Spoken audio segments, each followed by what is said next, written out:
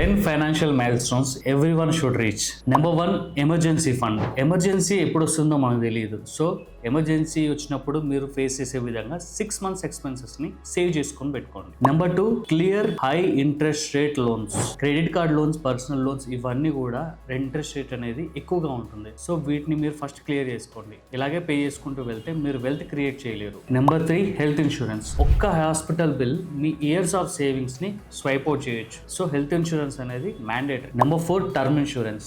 మీరు లేకపోయినా మీ family మీరున్నట్టే safe గా ఉండాలి, సెక్యూర్ గా ఉండాలి, ఫైనాన్షియల్ గా ఫ్రీగా ఉండాలి అని అనుకుంటే term insurance is mandatory. Number 5, start investing. Only saving చేయడమే కాదు, ఆ సేవ్ చేసిన మనీని ఇన్వెస్ట్ చేయండి. Mutual funds, SIPs, stocks. So మీరు ఎర్లీగా ఇన్వెస్ట్ చేస్తే కాంపౌండింగ్ వల్ల మీకు వచ్చే బెనిఫిట్ అనేది ఎక్కువగా ఉంటుంది. నెంబర్ 6, ఓన్ ఏ హౌస్.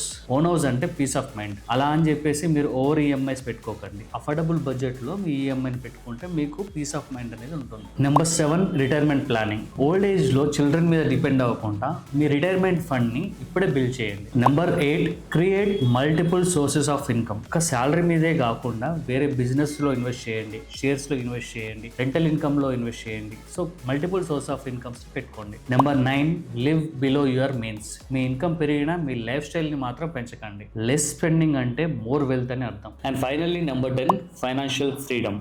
లైఫ్ ని మీ ఇష్టం వచ్చినట్టు ఎంజాయ్ చేయాలనుకుంటే కంపల్సరీగా వర్క్ చేయాలి అనే సిచ్యువేషన్ నుంచి మీరు బయటికి రావాలి. సో అదే ఫైనాన్షియల్ ఫ్రీడమ్. మీరు 10 మైల్ స్టోన్స్ లో ఇప్పటి వరకు ఎన్ని మైల్ స్టోన్స్ ని అచీవ్ చేశారో అనేది కామెంట్ లో చెప్పండి. And for more finance tips like this, follow this page.